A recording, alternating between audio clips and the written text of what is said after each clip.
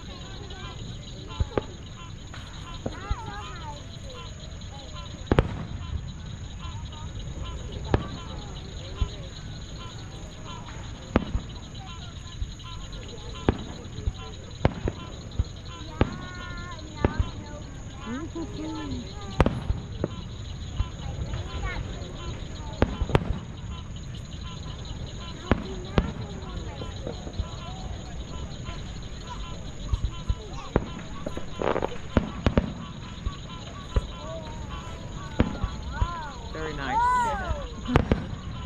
Beautiful.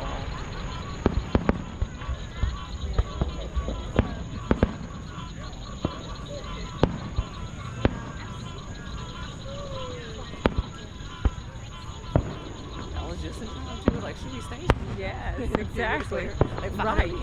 Okay. We'd have been driving away and it's like, oh my gosh, now they're Right. starting. At least we're not crazy though, right? Right. Like, did it happen? Yeah, I'm like, there was, and why are these people still sitting like it didn't happen?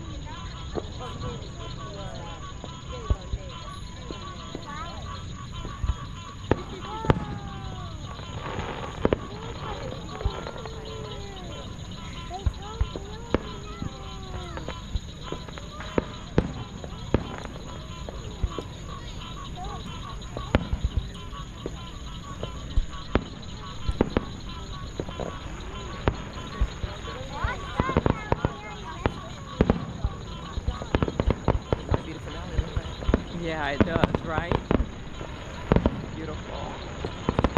I like that from afar too. It actually sounds kind of cool. Yes, it does. Yeah. Exactly. That little Sounds light like popping. rain, you know. Exactly. Not bad at all.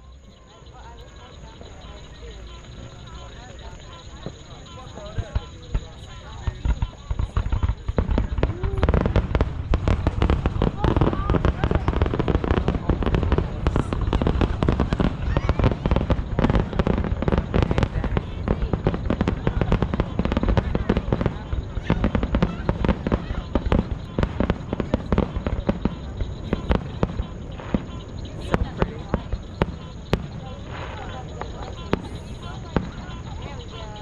What's up, guys? Welcome back to my channel. It's July 2nd, 2025. I hope you guys are well. It is hot in Florida, but of course that's nothing to be, that's nothing unexpected. Now in this season, as I sit here in the back office, so many things are changing, you guys, over here. I don't vlog everything and I don't discuss everything because I like to sometimes just live my life and then I'll tell you on the back end, but you already are aware that I'm looking at tiny homes. So let's discuss that and let's discuss why. Why would you go from a regular size home to a tiny home? What's going on? Why would you choose that? Or even a downsize? Because I may not go tiny, I may just downsize.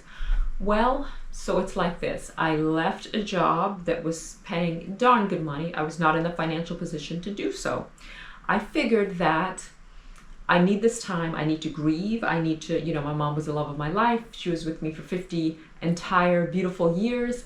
And I knew that I needed a moment. So, and I didn't want to just continue to thank you for calling, because the job that I was on provided great money and benefits, and I knew how to do the job. I could have done it in my sleep at that point, but still there was something calling me. God was calling me. And then also that pace of answering the phone, and then the other phone, I could see every phone line that was ringing. And I was a claims adjuster working in insurance, so you have an inventory, you're working, you're doing a job. I was working 7 different states, and literally I just picked up that call, and I could see somebody else is calling, and so I'm telling this person, hold on a minute, please, let me just grab this other call, because they don't, when you work for a corporation, they micromanage everything, so they don't want to see your voicemails too full. If your voicemails have been there, you haven't answered them all in 2 seconds, they're complaining about that. So it became the direction from management that if you're on a call,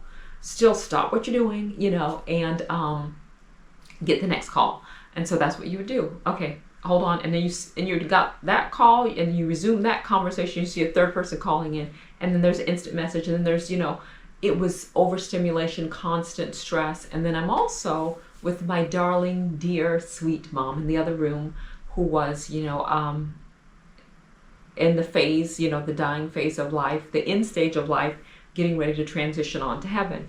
So I'm running from room to room. I'm listening for her every second. I'm hyper focused on if she's moving, is she okay? And then the phones, it was just a lot. So by the end, and that company gave 5 days of bereavement leave, and I was there for like 20 years, which is ridiculous. What are you supposed to do in 5 days? Okay, you're over it? Okay, come on back to work. You know what I mean? Am I supposed to be done by this point? 5 days? I don't even get that.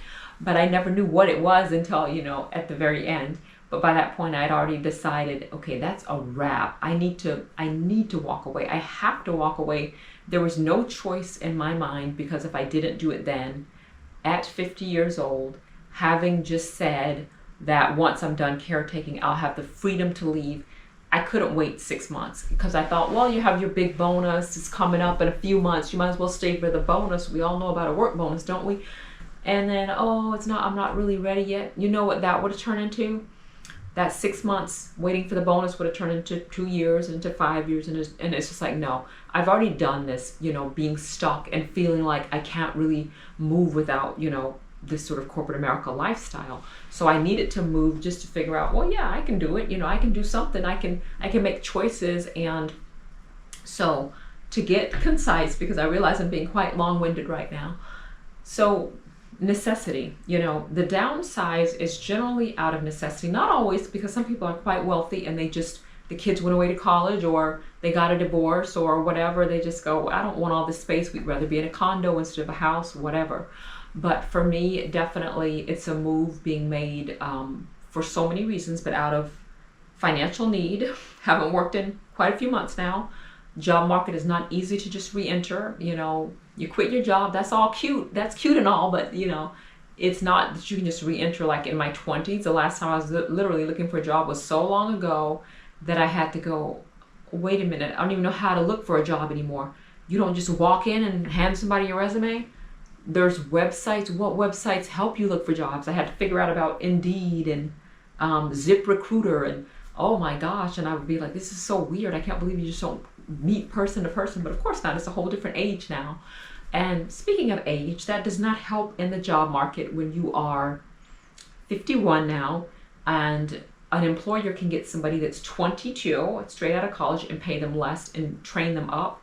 That's just how that goes. So all of this has taught me that I have everything that I need, and more than I need, quite frankly, because, I don't need to be in a 3-bedroom, 1-bath house. I didn't feel that way until after Mom moved into the house in 2022, and then, of course, transitioned out of the house when she passed away in 2024. That is when I started to say, wow, this feels big now. This feels like, and it's only 900 and some odd square feet.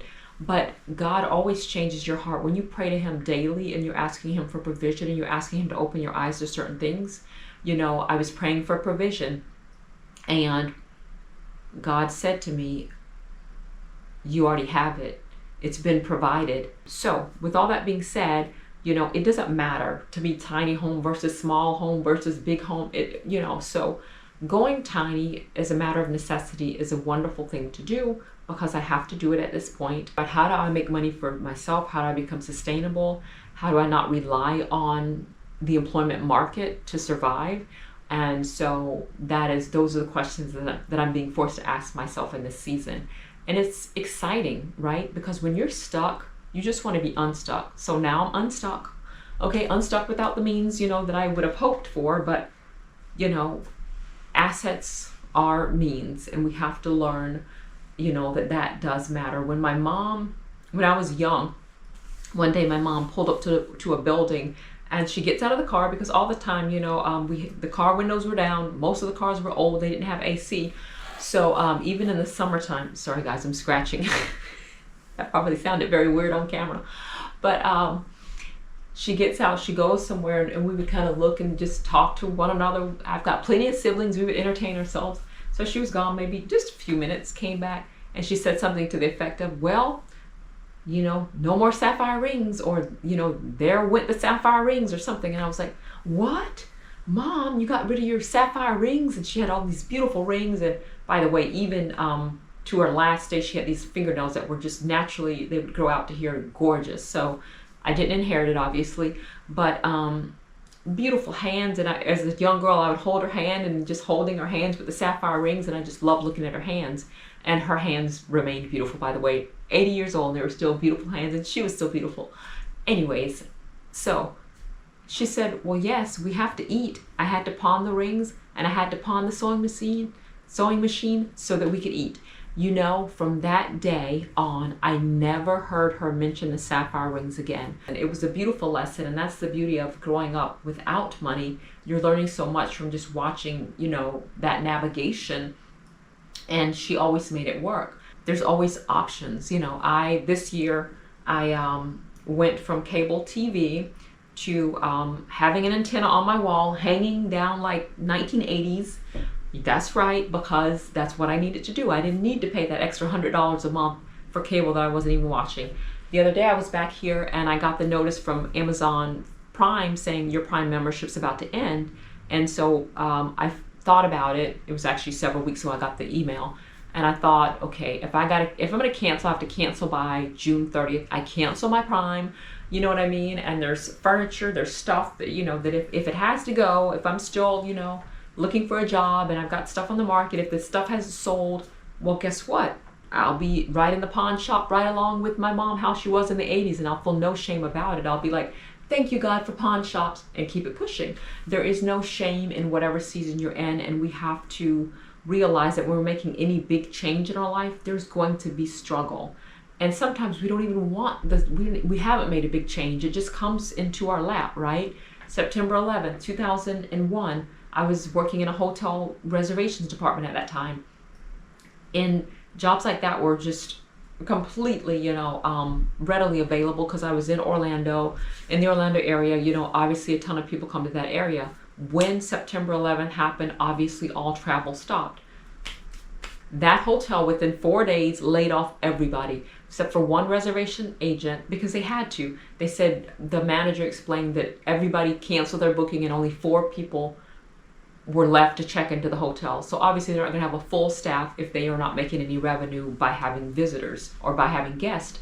So that was another sobering lesson that, sustainability is important, because just because you work a job doesn't mean that they won't lay off in a hot second, and it doesn't mean that you're going to be able to just snap back or snap right into the next thing either. Okay guys, that is the vlog, a talking vlog this time.